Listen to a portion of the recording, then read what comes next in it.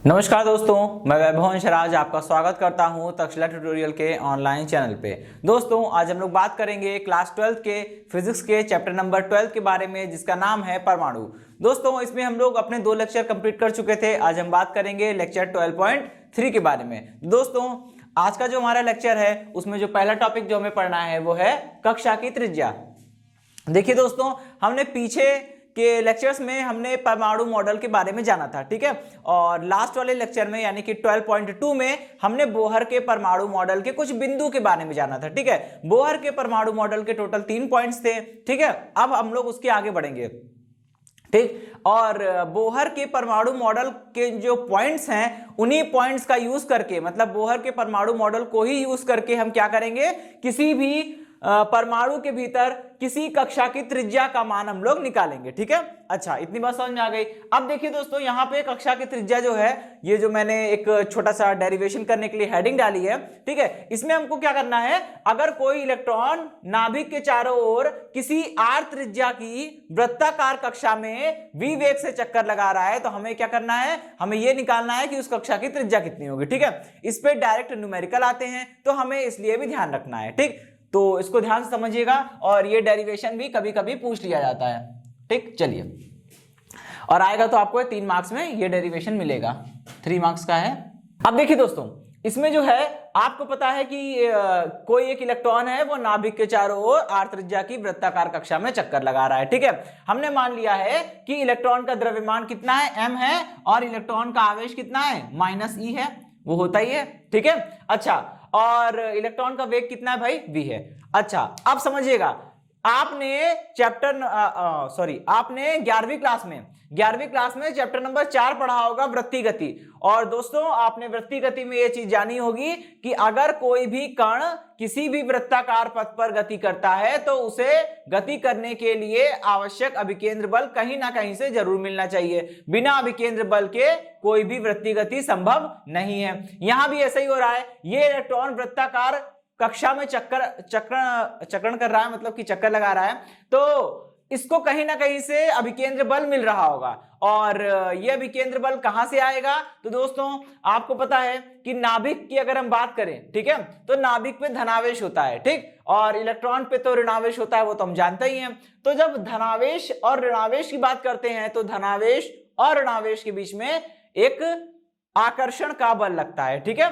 तो इलेक्ट्रॉन पे एक अंदर की ओर एक बल लगेगा, आकर्षण बल। और आपको पता है दोस्तों, अभिकेंद्र बल भी मार्ग के केंद्र की ओर ही कार्य करता है, मतलब कि वृत्ताकार पथ पे गति करने वाली किसी भी वस्तु पर जो अभिकेंद्र बल है वो हमेशा मार्ग के केंद्र की ओर कार्य करता है, ठीक है।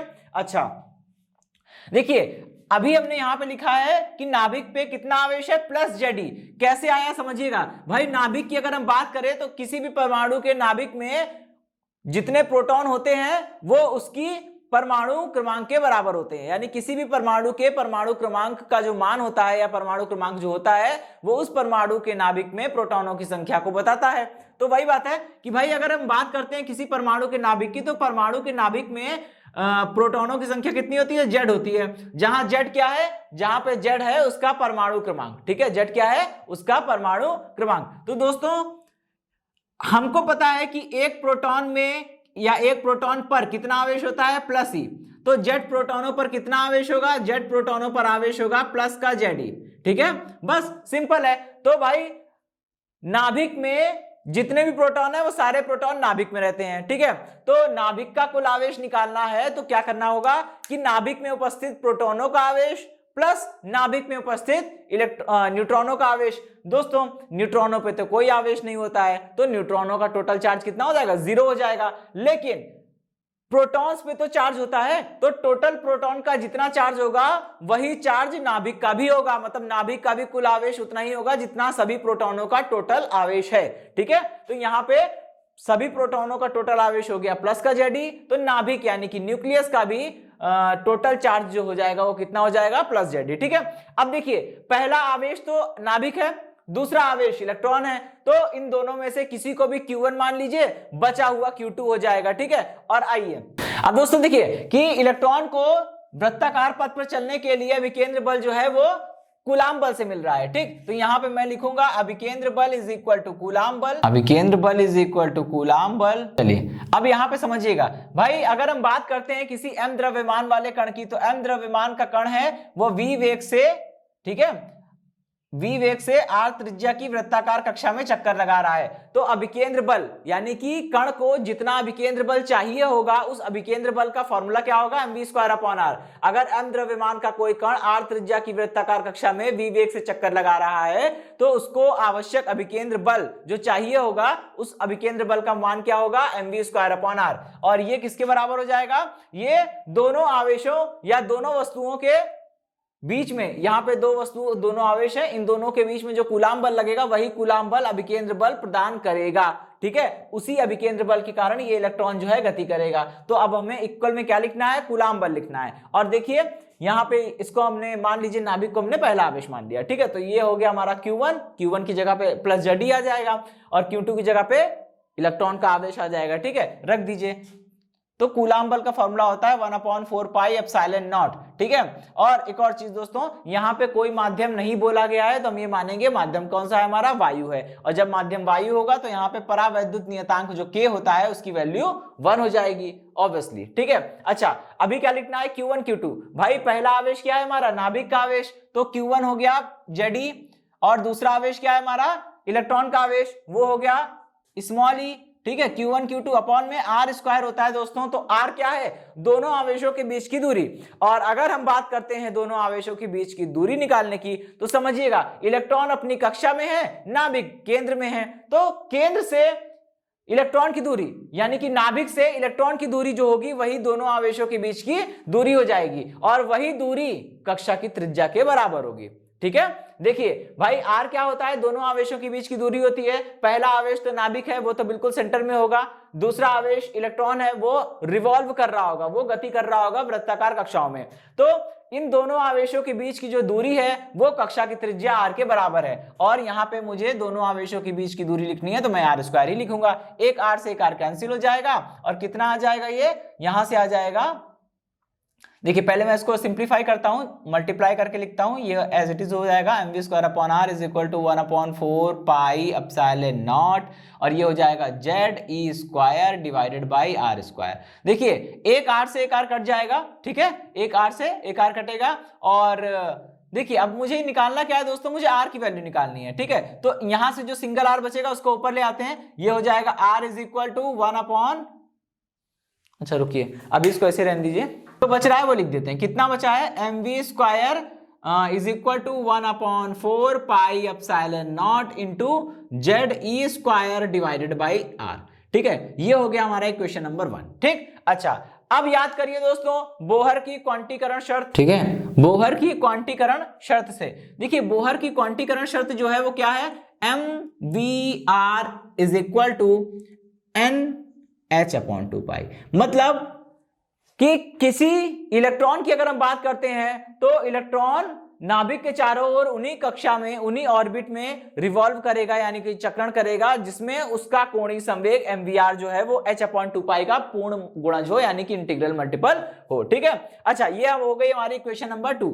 अब दोस्तों में करना क्या है, हमें इक्वेशन 2 का स्क्वायर करके इक्वेशन 1 से भाग करना है। ठीक है, तो मैं यहां नीचे लिखता हूं, ऐसे मैं शॉर्ट में लिख दे रहा हूं, इक्वेशन 2 का करेंगे स्क्वायर, इक्वेशन 2 का के ऊपर ब्रैकेट लगा के स्क्वायर लिख दिया, डिवाइडेड बाय, भाग देना है किससे, इक्वेशन नंबर 1 से, तो ये हो जाएगा इक्वेशन नंबर 1। ठीक, अच्छा इतनी बात समझ में आ गई। चलिए अब हम लोग आगे बढ़ेंगे और ऊपर लिखेंगे इक्वेशन 2 का स्क्वायर, v² r²। ठीक है, अपॉन में इक्वेशन नंबर 1। देखिए इक्वेशन 2 का स्क्वायर करना है, लेकिन इक्वेशन 1 का स्क्वायर नहीं करना है, उसको एज इट इज लिख देना है। ठीक है, इक्वेशन 1 को एज इट इज लिख दीजिए, ये हो जाएगा mv²। ठीक, इक्वल लगाइए, यहां पे देखिए mvr का स्क्वायर किया आपने तो इसका भी स्क्वायर हो जाएगा, और ये कितना बचेगा, n²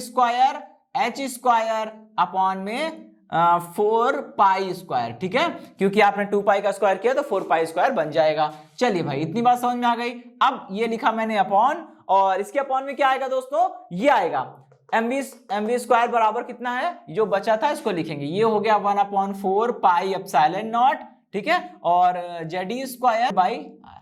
ठीक, अब देखिए v स्क्वायर से v स्क्वायर पूरा कट जाएगा, एक सिंगल m से एक सिंगल m कट जाएगा, और बचा क्या, ये बचा R square is equal to, यहां देखिएगा n square h square upon में 4 पाई स्क्वायर, तो इधर हो गया, ये रिवर्स हो जाएगा, ये हो गया 4 पाई epsilon not into r divided by Z square. ठीक है, अब देखिए एक r से एक r भी कट जाएगा, यहां कितना बचा, एक सिंगल r, तो r इज इक्वल टू कितना हुआ, n स्क्वायर h स्क्वायर, और यहां 4 से 4 कटा, ठीक है, और एक पाई से एक पाई भी कट जाएगा, n square h square epsilon nought upon में ये हो गया पाई, एक m यहां बचा था दोस्तों, ध्यान दीजिएगा, एक m यहां बचा था, ठीक है, वो नीचे आ जाएगा, तो पाई m जेड स्क्वायर।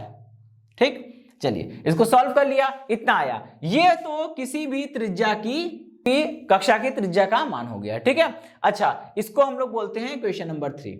अब एक चीज समझिएगा, ये फॉर्मूला आपको किसी भी परमाणु की किसी भी कक्षा की त्रिज्या बताने में कारगर है।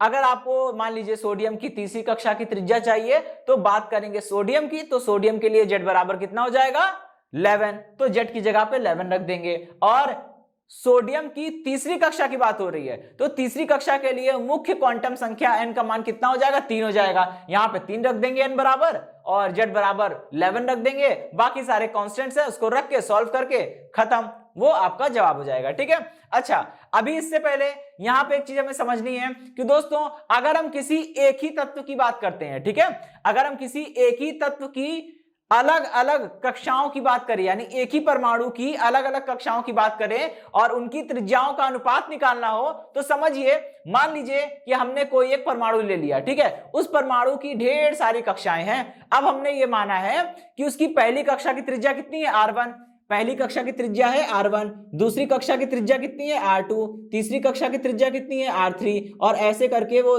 ये सारा चलता रहेगा। ठीक है, तो इन सभी त्रिज्याओं का जो अनुपात होता है वो अनुपात किसके बराबर हो जाएगा, वो अनुपात बराबर हो जाएगा n स्क्वायर के। क्योंकि दोस्तों आपको पता है अगर हम एक ही परमाणु की बात कर रहे हैं तो z की वैल्यू तो हर बार क्या हो जाएगी, फिक्स हो जाएगी, है ना, z की वैल्यू हर बार फिक्स हो जाएगी, तो केवल क्या चेंज होगा, अलग अलग कक्षाओं के लिए केवल n का मान, स्मॉल n का मान चेंज होगा। ठीक है, तो इसी फॉर्मूले को हम लोग क्या लिख सकते हैं दोस्तों, इस तरह से लिख सकते हैं कि r अनुक्रमानुपाती n स्क्वायर, मतलब अगर हम किसी एक ही परमाणु की अलग अलग कक्षाओं की बात करते हैं तो उनकी कक्षाओं की त्रिज्या जो है वो मुख्य क्वांटम संख्या n स्क्वायर के अनुक्रमानुपाती होती है। ठीक है, अब सीधी सी बात है, अगर हम पहली कक्षा की बात करेंगे, ठीक है, अगर हम पहली कक्षा की बात करेंगे तो ये हो जाएगा r बराबर, अच्छा एक और चीज मैं बोलना चाहूंगा, क्या मैं इसको इस तरह से लिख सकता हूं r is equal to k into n square, भाई k क्या है, कांस्टेंट है।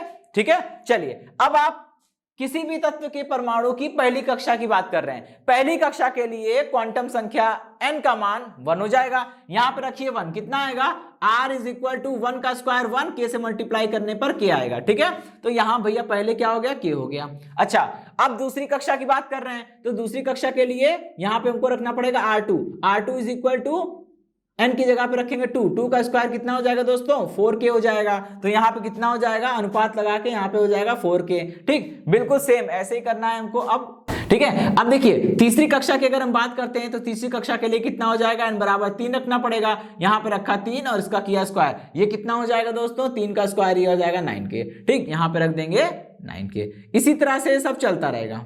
ठीक, अच्छा अब देखिए यहां से k सब कॉमन हो जाएगा, कांस्टेंट लेके हटा दिया जाएगा, r1 अनुपात r2 अनुपात r3, ठीक है, अनुपात ये इज इक्वल टू कितना हो जाएगा 1:4:9:16, ऐसे करके ये चलता रहेगा।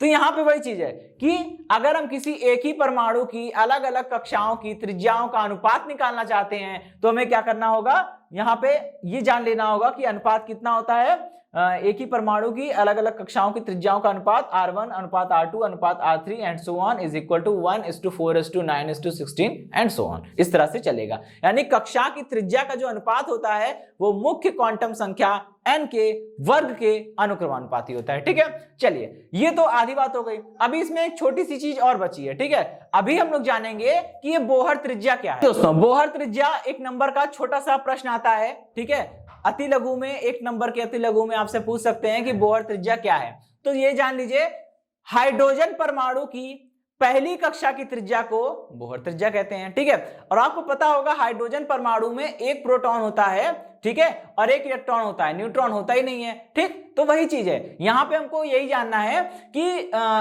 अगर हम हाइड्रोजन परमाणु की बात करते हैं तो उसमें एक ही कक्षा होती है, तो हाइड्रोजन परमाणु की पहली कक्षा की जो त्रिज्या होगी वो बोहर त्रिज्या होगी। ठीक है, तो अगर आपसे कोई पूछेगा बोहर त्रिज्या क्या है तो आप बता देंगे और पेपर में भी लिखेंगे कि हाइड्रोजन परमाणु की पहली कक्षा की त्रिज्या को बोहर त्रिज्या कहते हैं। इसको हम लोग R0 से प्रदर्शित करते हैं। ठीक है, हाइड्रोजन परमाणु की पहली कक्षा के लिए भाई हाइड्रोजन परमाणु की बात हो रही है तो Z बराबर 1 हो जाएगा, और पहली कक्षा की बात हो रही है तो n बराबर 1 हो जाएगा। ठीक है, क्या करिए, समीकरण 3 में Z बराबर 1 रखिए, n बराबर 1 रखिए। ठीक है, लिखिए समीकरण 3 में Z बराबर 1, n बराबर 1 रखिए, कितना हो जाएगा, यहाँ पे n बराबर 1 रखा तो ये हो गया 1 का स्क्वायर। ठीक, और h स्क्वायर को ऐसे ही रहने दीजिए, एप्सिलॉन नॉट को ऐसे ही रहने दीजिए, और पाई m, और हाँ z की जगह भी हमको 1 रखना है तो उसकी जगह 1 रखा, और e स्क्वायर को ऐसे रहने दीजिए। ठीक है, अब क्या होगा, मैंने बताया था हाइड्रोजन परमाणु की पहली कक्षा की जब हम बात करेंगे तो पहली कक्षा की जो त्रिज्या आएगी वो उसे बोहर त्रिज्या कहते हैं, और बोहर त्रिज्या को हम लोग R0 से प्रदर्शित करते हैं, तो ये R0 हो गया। अब कुछ लोग इसको R0 भी बोल सकते हैं और R0 भी बोल सकते हैं, दोनों ही सही है, जैसा आपका मन करे। ठीक है, अच्छा अभी ये कितना आएगा, R0 is equal to h square epsilon nought upon में पाई m e स्क्वायर। ठीक है, ये हो गई आपकी बोहर त्रिज्या। ठीक है, यही हो गई आपकी बोहर त्रिज्या। तो हम लोग आगे बढ़ते हैं, अगर बोहर त्रिज्या का मान निकालना हो तो कोई बात नहीं, यहां पे वैल्यू रख दीजिए 6.6 इंटू 10 की पावर -34 का स्क्वायर। ठीक है, एप्सिलॉन नॉट का स्क्वायर लिखिए, कितना हो जाएगा 8.85 into 10 raise to the power -12।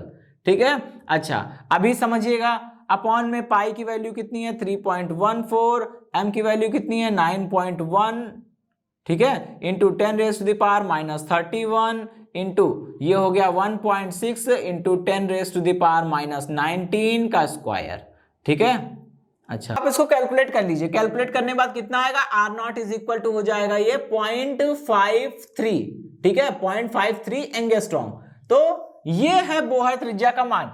अब दोनों चीज ध्यान रखिएगा, बोहर त्रिज्या की जब परिभाषा लिखेंगे तो उसके बाद ये भी लिखेंगे कि बोहर त्रिज्या को R0 से प्रदर्शित करते हैं और बोहर त्रिज्या का मान 0.53 एंगस्ट्रॉम होता है। ठीक है, अच्छा अब समझिएगा, अब लास्ट में हम क्या करेंगे, सभी फॉर्मूले को, यानी ये जो मेन फॉर्मूला निकला है, ठीक है, फॉर्मूला नंबर 3, समीकरण नंबर 3 में जो निकला है, ये फॉर्मूला आपको किसी भी परमाणु की किसी भी कक्षा की त्रिज्या बताने में कामयाब है। अब हम क्या करेंगे, इस फॉर्मूले नंबर 3 को, समीकरण नंबर 3 में जो फॉर्मूला निकला है, इसको बोहर त्रिज्या से कनेक्ट करने की कोशिश करेंगे, क्योंकि अगर आपने समीकरण 3 में जो फॉर्मूला निकला है जो सभी कक्षाओं की त्रिज्या बताने में सक्षम है, अगर आपने उसको बोहर त्रिज्या से जोड़ दिया तो कैलकुलेशन इजी हो जाएगी, और जब हम लोग न्यूमेरिकल्स करेंगे तो हम लोग उसी फॉर्मूले को अडॉप्ट करेंगे, ना कि इस फॉर्मूले को, क्योंकि इसकी कैलकुलेशन काफी लंबी है। ठीक है, काफी लंबी कैलकुलेशन है, वो पॉसिबल नहीं हो पाएगी एग्जाम में। ठीक है, तो चलिए अब हम लोग अपना लास्ट स्टेप लेते हैं।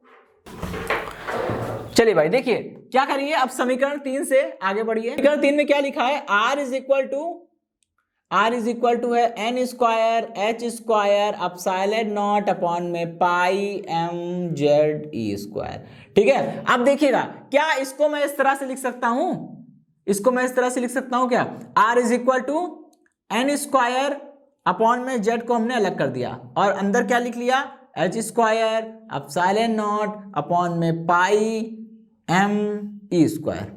ठीक है, अब समझिएगा, ब्रैकेट में h square epsilon nought upon में पाई m e स्क्वायर, ये क्या बन जाएगा, ये आपका बन जाएगा बोहर रेडियस, यानी बोहर त्रिज्या। कहां गई, ये देखिए, बोहर त्रिज्या का मान इतना ही तो आया था, h square epsilon nought upon में पाई m e स्क्वायर। ठीक है, तो ये क्या बन जाएगा, ये बन जाएगा R is equal to n square upon में z, और ये क्या बन गया R0। ठीक है, अब इस फॉर्मूले को ध्यान रखिएगा, ये फॉर्मूला नंबर हो गया 4, फॉर्मूला नंबर 4 इसको बोल दीजिए, बोहर त्रिज्या को समीकरण नंबर 4 बोल दीजिए, इसको समीकरण नंबर 5 कर दे रहे हैं। ठीक है, क्योंकि वो भी इंपॉर्टेंट है, उसकी भी जरूरत पड़ेगी। ये इक्वेशन नंबर 5 हो गई। ठीक है दोस्तों, अब देखिए, अगर आपको कभी भी न्यूमेरिकल पूछा जाएगा तो आपको बस इतना ही करना है कि यहाँ पे इस फॉर्मूले का यूज करेंगे, ठीक है, ना कि इस फॉर्मूले का, क्योंकि इस फॉर्मूले का अगर आप यूज करेंगे, एच की वैल्यू रखेंगे, एप्सिलॉन नॉट की वैल्यू रखेंगे, एम की वैल्यू रखेंगे, ई की वैल्यू रखेंगे, तो कैलकुलेशन बहुत ही वास्ट हो जाएगी, बहुत बड़ी हो जाएगी और उसको कैलकुलेट करना पॉसिबल नहीं है, ठीक है। तो अभी हम लोग क्या करेंगे, इस पे क्वेश्चंस देखेंगे और फिर हम लोग आगे बढ़ेंगे।